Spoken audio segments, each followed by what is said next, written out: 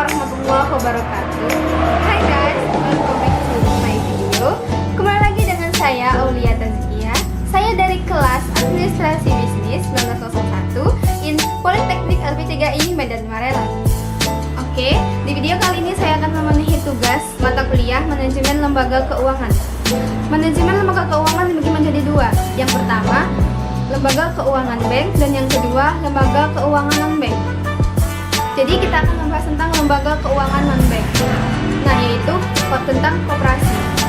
Apa itu koperasi? Koperasi adalah sebuah badan usaha yang terdiri dari anggota. Setiap anggota di dalamnya mendapatkan tugas dan tanggung jawab yang berbeda dan mempunyai prinsip koperasi serta berdasar pada ekonomi rakyat sesuai dengan asas kekeluargaan yang tercantum dalam Undang-Undang Nomor 25 Tahun 1992. Sejarah berdirinya koperasi.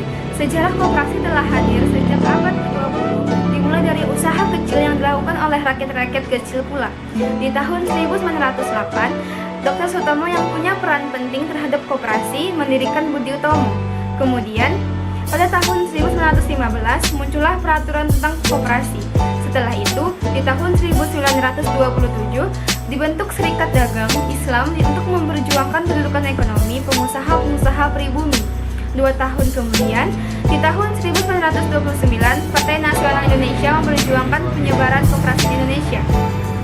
Kemudian, Jepang yang menjajah Indonesia di tahun 1942 mendirikan koperasi yang bernama Kumiai. 5 tahun kemudian, tepatnya tahun 1947, setelah Indonesia merdeka, Gerakan Koperasi di Indonesia mengadakan Kongres Koperasi keempat di Tasik. Pada hari di mana mereka mengadakan kongres tersebut, dicetuskan Hari Koperasi Nasional di tanggal 12 Juli.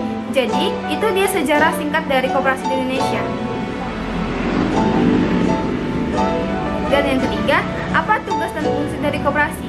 Tugas koperasi itu untuk meningkatkan taraf hidup sederhana masyarakat Indonesia. Yang kedua, mengembangkan demokrasi ekonomi di Indonesia. Yang ketiga, mewujudkan pendapatan masyarakat yang adil dan merata dengan cara menyatukan, membina, dan mengembangkan setiap potensi yang ada. Apa itu fungsi koperasi? Fungsi koperasi adalah membangun dan mengembangkan potensi dan kemampuan ekonomi anggota pada khususnya dan masyarakat pada umumnya untuk meningkatkan kesejahteraan ekonomi dan sosialnya. Yang kedua, berperan secara aktif dalam upaya meningkatkan kualitas kehidupan manusia dan masyarakat. Yang ketiga, memperkukuh perekonomian rakyat sebagai dasar kekuatan dan ketahanan perekonomian nasional dengan koperasi sebagai guru utamanya.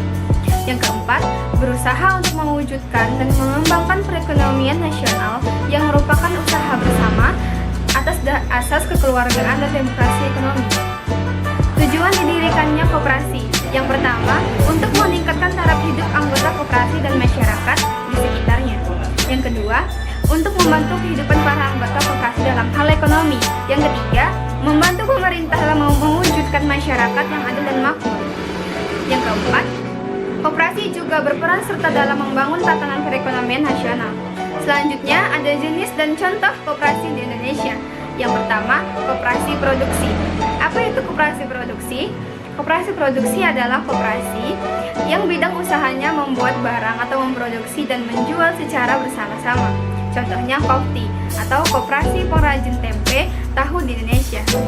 Yang kedua, ada koperasi konsumsi. Apa itu koperasi konsumsi? Koperasi konsumsi adalah badan usaha yang beranggotakan orang seorang atau badan hukum koperasi dengan melandaskan kegiatannya berdasar prinsip koperasi, sekaligus sebagai gerakan ekonomi rakyat atas asas kekeluargaan. Yang ketiga, ada koperasi simpan pinjam. Apa itu koperasi simpan pinjam? Koperasi simpan pinjam adalah lembaga keuangan bukan bank yang berbentuk koperasi dengan kegiatan usaha menerima simpanan dan memberikan pinjaman uang kepada para anggotanya dengan bunga yang serendah-rendahnya.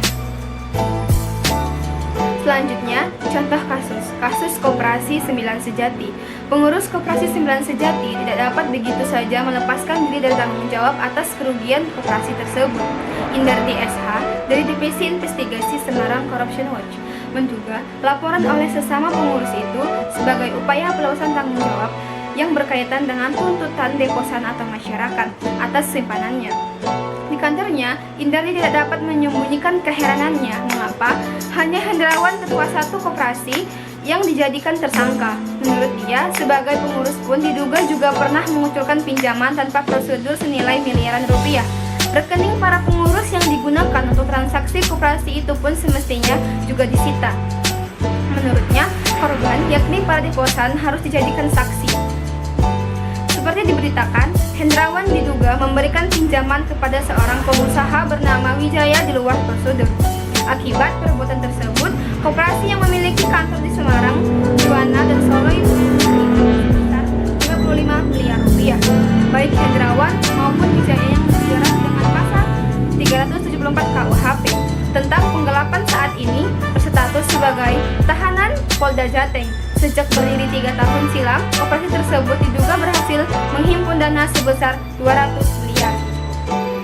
Indarti menekankan pentingnya menghadirkan saksi ahli dari Bank Indonesia dan dari Dinas Koperasi dan Usaha Kecil Menengah Provinsi Jawa Tengah atas kegiatan koperasi tersebut di Sembilan Sejati. Hal senada juga diungkapkan praktisi hukum. Dani yang juga menerima laporan dari para deposan mengkhawatirkan jika penanganan kasus tersebut tidak dikembangkan. Nasabah tak dapat mengajukan tuntutan pada pengurus koperasi berkaitan dengan pengembalian dana jika penyidikan dikembangkan dari delik penggelapan menjadi delik perbankan. Maka para pendiri dari pengurus koperasi tersebut dapat dimintai pertanggungjawaban. Dani menduga pendirian koperasi Sembilan Sejati telah menyimpang dari tujuan dan semangat atas keberadaan koperasi tersebut. Terima kasih. Thank you for watching.